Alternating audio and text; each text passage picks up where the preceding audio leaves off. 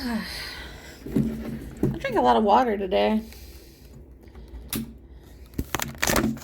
Oh, shoot. Look at this. My cat scratched me. Cat scratch fever. Do-do-do. Cat scratch fever. Do-do-do.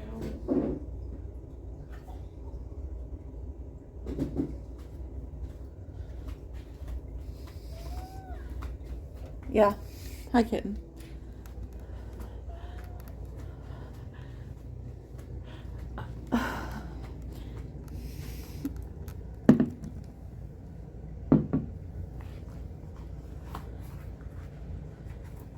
What would you do if you won the lottery? Like, let's say you just won the lottery. You won like $500 million, right? Or like you won $100 million after you take the cash option. You won $100 million. What would you do? Would you tell people about it? I wouldn't tell people about it. I'd be like, no thank you. I do not want to die in some mysterious accident. Or have like random people coming up to me being like, let me tell you about my business venture. Like random family members be like, hey cuz. Hey cuz. Hey cuz.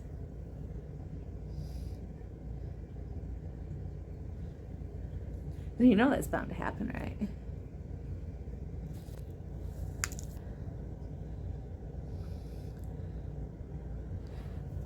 There's like a series of like things you're supposed to do when you win the lottery. Like, first of all, you're supposed to delete all your social media. You're supposed to delete all your social media. And like, you're not supposed to tell anybody that you won. You're supposed to take your money anonymously. You're supposed to contact a lawyer. You're not supposed to take the money right away. Because people who do that sort of stuff end up dead. I do not want to end up, if I won the lottery, I do not want to end up dead. They say that people who win the lottery, it's supposed to be like a mob hit. It's like a conspiracy for a mob thing. Like, it's like a mob front.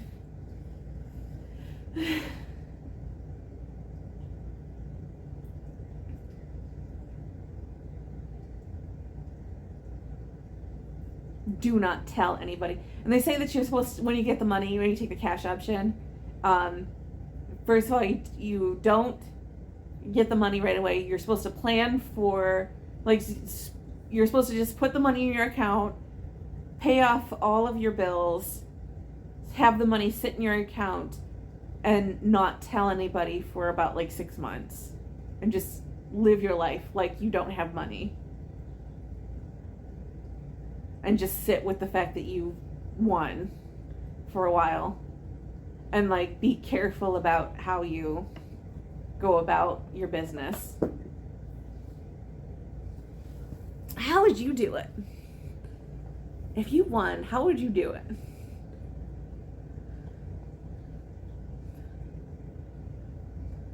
Because I've been thinking about this recently, like how I would manage to like go about it. What I would do if I won. Would I delete my social media? Would I go about my business? I feel like it would set off too many red flags if I deleted my social media right away.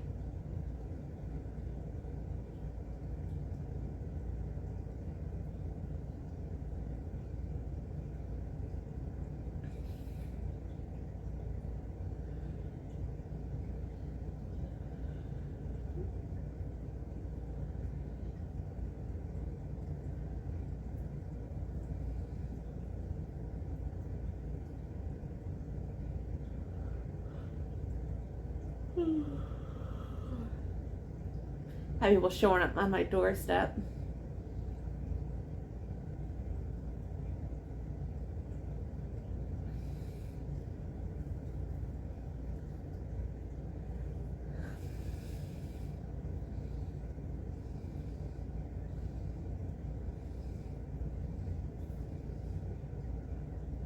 I don't know.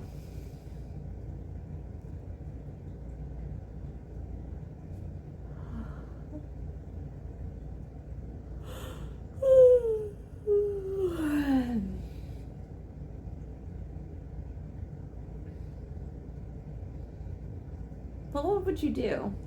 You won. What would you do?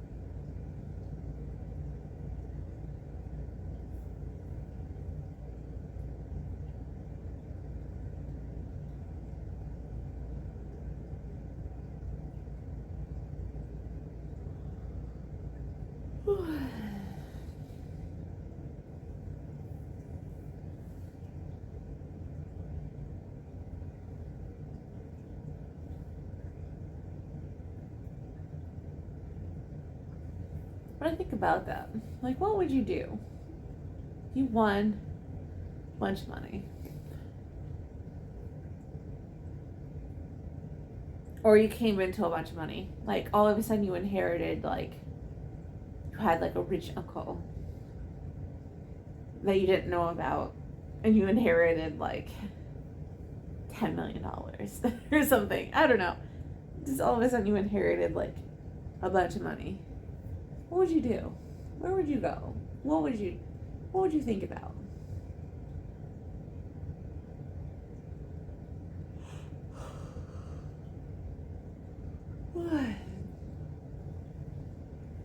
People say that making a YouTube video is like playing the lottery. I think about that sometimes. That you make these videos and that every video has a chance of going viral. I think about that. Like, what would I do if I had a video that had 1 million views? I don't know. I don't know what I would do. It'd be weird. Like this video. I have to drink water on this video too, by the way. I'm just sort of lounging around waiting because I've been drinking a lot of water today, so I'm just trying to kill some time. Hey, do you want me to read some of my book? We could read a book while I'm waiting. What do I want to read? I can read some Wordsworth. I don't really feel like that. What do you want to read?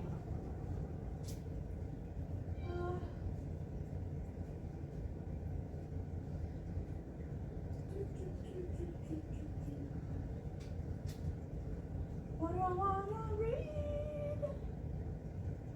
Something short. Something we can read all at once.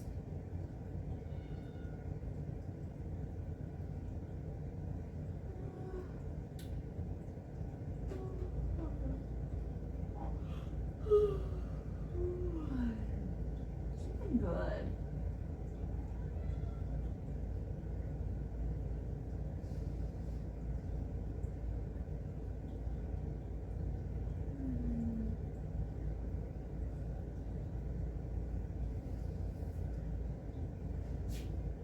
Well, I got this from the library. I could read some of this. The Poet X.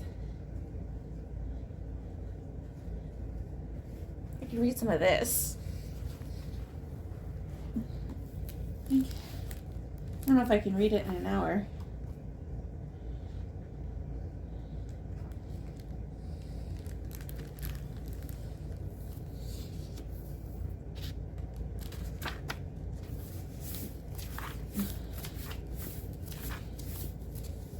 Part 1. In the beginning was the Word. Friday, August 21st, stoop sitting. The summer is made for stoop sitting, and since it's the last week before school starts, Harlem has opened its eyes to September. I scope out this block I've always called home. I watch the old church ladies chancletas flapping against the pavement, their mouths letting loose a train of island Spanish that they spread, he said, she said.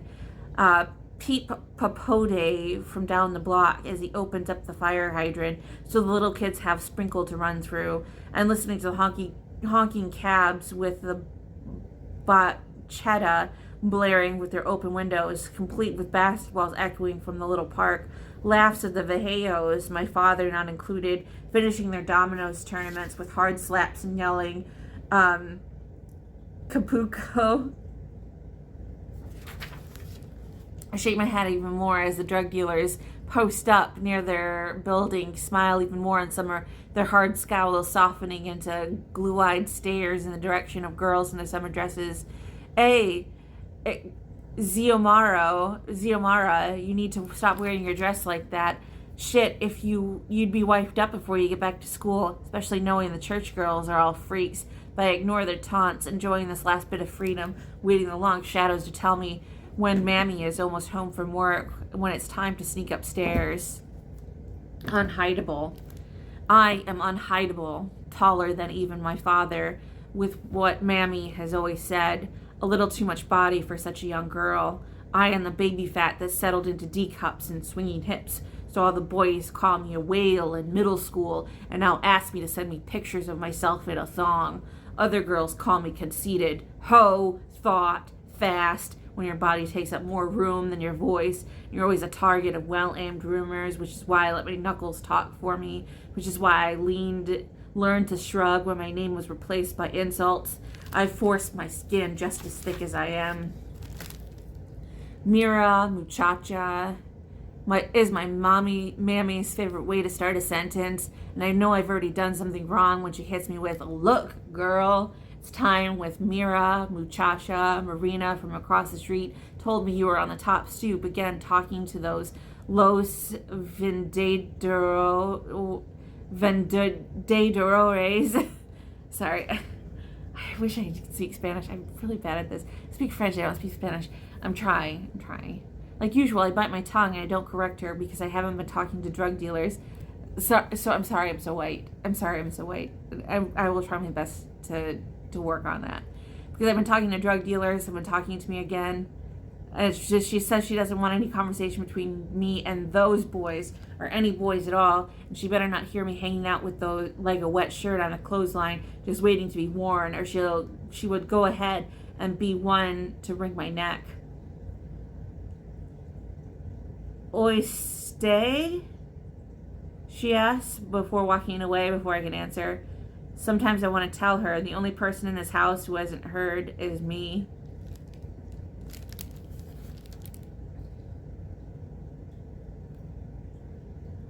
Names. I'm the only one in the family without I'm the only one in the family without a biblical name.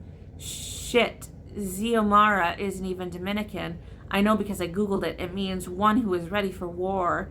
And truth be told, the description is about right because I've come into the world in a fighting stance, feet first. Had to be cut off of Mammy before she given birth. And my twin brother, Xavier, just fine. And my name labors out of some of the people's mouths in some awkward and painful way. And I have to say it slowly. Xiomara. I've learned not to flinch on the first day of school when teachers get stuck trying to figure it out. Xiomara.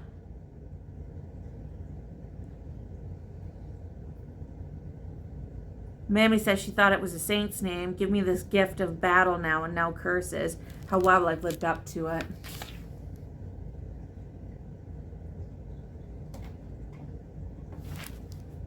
My parents probably wanted a girl who would sit in the pews wearing pretty florals and soft smiles. They got into combat boots and mouth silent until it's sharp as an island machete. The first words, pero tu no eres facile. It's a phrase I've heard all of my life. I've come home with my knuckles scraped up. Pero tu no eres facile. When they don't wash the dishes quick enough or when I forget to scrub the tub. Pero tu no eres facile. It's a good thing when I do well on an exam, a rare time when I get an award. Pero tu no eres facile. My mother's pregnancy was difficult. It's all because of me. When I turn around, they thought I would die, or worse, I would kill her. Or when they heard prayer in church, circle at church, or even Father Sean showed up to the emergency room. Father Sean, who held my mother's hand as she labored me into the world. Pappy paced behind the doctor, who said the most difficult birth she had been part of. But instead of dying, I came out wailing, waving my tiny fist. The first thing Pappy said, the first words I ever heard, "Pero, tu no eres facile." You aren't an easy one. Mammy works, cleaning an office building in Queens, rides 2 trains in the early morning so she can arrive at the office by 8. She works at sweeping and mopping, emptying trash bins and being invisible. Her hands never stop moving, she says, her fingers rubbing the material of plastic gloves like the pages of her well-worn Bible.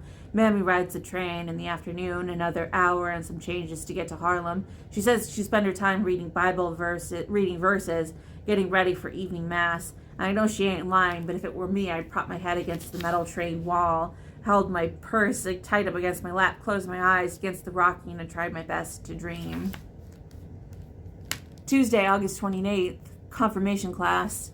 Mammy's wanted me to take a sacrament of confirmation for 3 years now. The first year, in 8th grade, the class got full before we could sign up, and even with the heavenly pull, Mammy couldn't get a spot for her twin and me.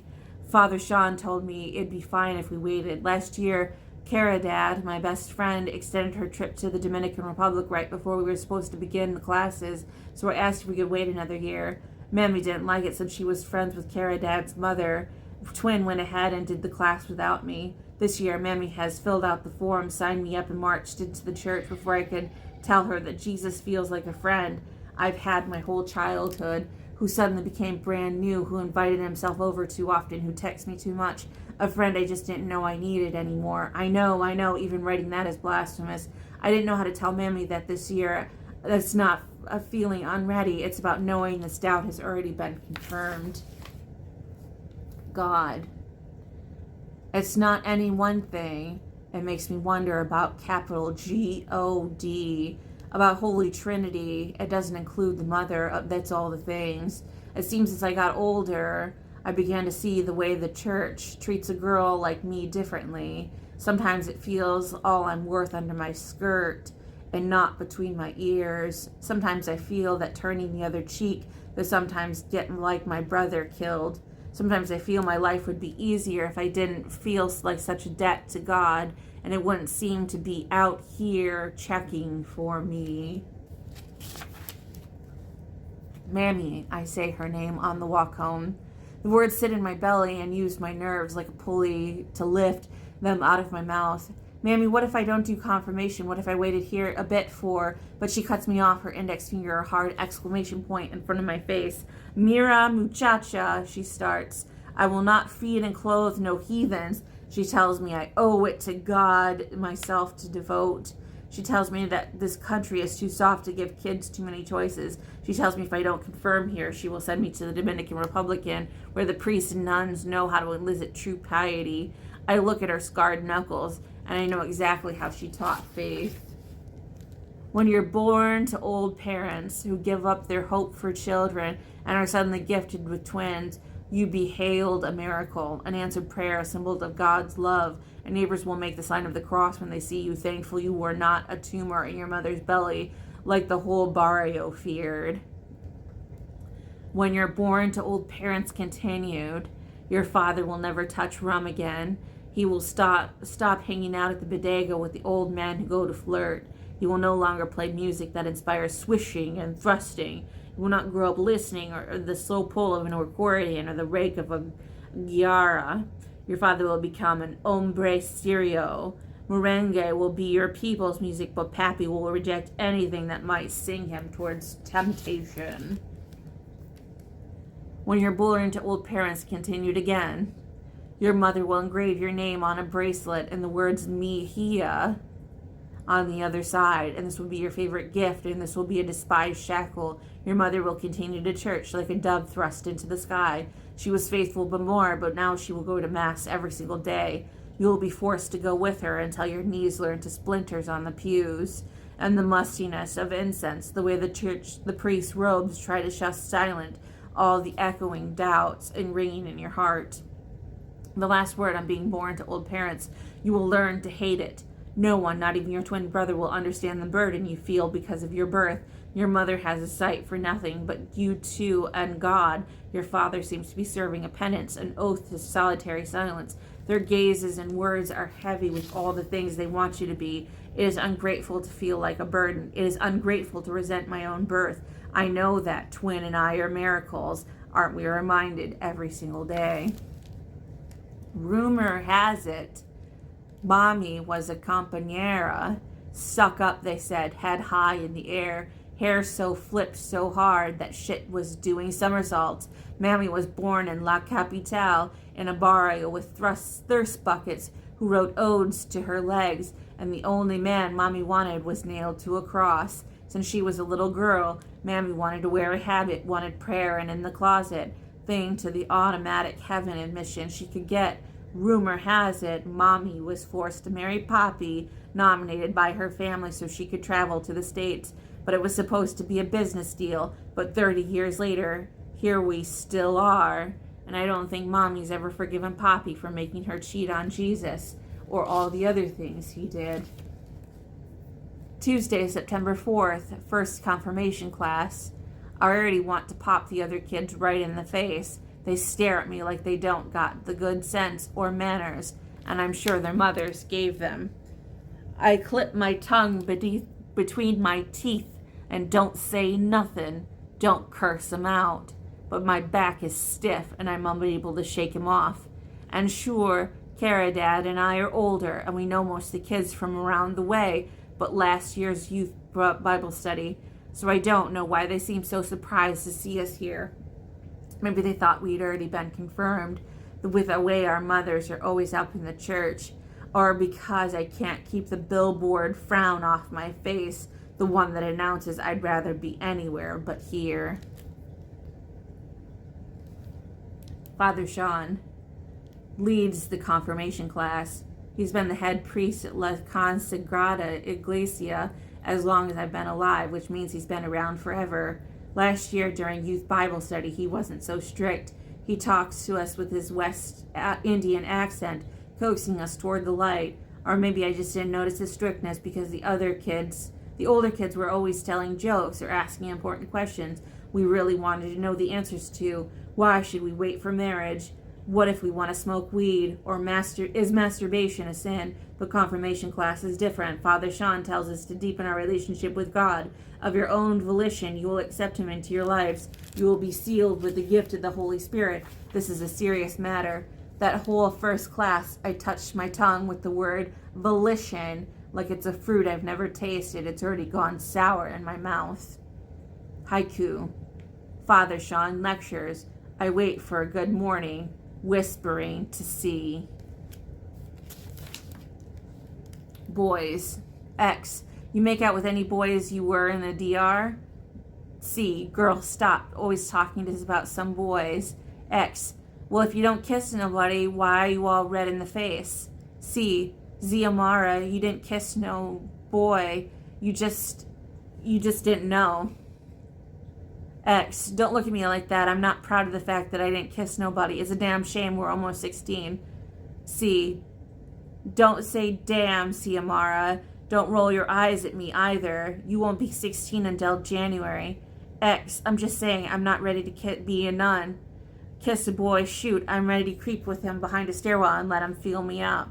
C. Oh God, girl, I just can't with you. Look, here's the book of Ruth. Learn yourself some virtue. X. Tisk, tisk. You're going to talk about this in church and then take his name in vain? Ouch. C. Keep talking mess. I'm going to do more than pinch you. I don't know why I missed you. X. Because I make you laugh more than your stuffy-ass church mission friends. C. I can't with you, so stop worrying about kissing and boys. I'm sure you'll figure it out. Caridad and I shouldn't be friends. We're not two sides of the same coin. We're not even mistaken for sisters. We don't look alike, don't sound alike. We don't make damn sense as friends. I curse up a storm and always ready to knuckle up.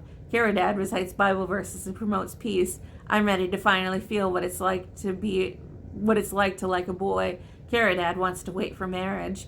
I'm afraid of my mother, so I listen to what she says. Caridad generally respects her parents. I should hate Caridad. She's all my parents want in a daughter. She's everything I could never be. But Caridad, twin, and I have known each other since diapers. We celebrate birthdays together, attend Bible camp sleepovers with each other, and spend Christmas Eve at each other's houses. She knows me in ways I don't have to explain. Can see one of my tantrums coming from a mile off.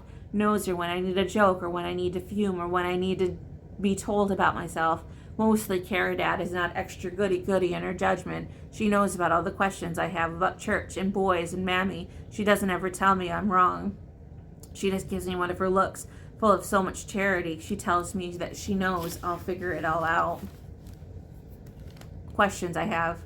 Without Mammy Riker's island prison-like rules, I don't know who I would be when it comes to boys. It's so complicated. For a while now, I have all of these feelings, noticing boys more than I used to. I get all this attention from guys. It's like sancocho of emotions. This stew of mixed up ingredients, partly flattered they think I'm attractive, partly scared they think I'm interested in my ass and my boobs. Good measure of Mammy will kill me, fear sprinkled on top. If I like a boy too much and become addicted to sex, will Elenia from Amsterdam Avenue, 3 kids, no daddy around, baby bibs instead of a diploma hanging on her wall. If I like a boy too much and he breaks my heart, will I wind up angry and bitter like Mammy, walking around exclaiming how men ain't shit, even when my father and brother are in the same room? What if I like a boy and too much and none of these things happen? They're only the scales I have. How does a girl like me figure out the weight when it means to love a boy? Wednesday, September 5th, night before the first day of school. As I lie in bed thinking of my new school year, I feel myself stretching my skin apart. Even with my Amazon frame, I feel too small for what's inside of me. Hang on. They're working on fixing my car.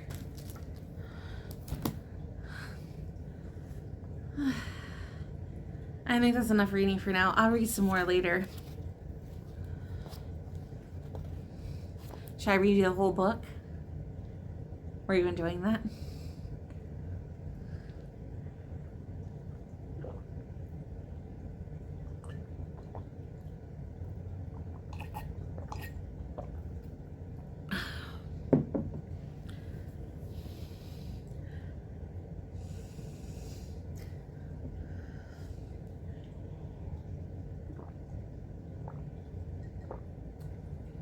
I apologize for my lack of good Spanish.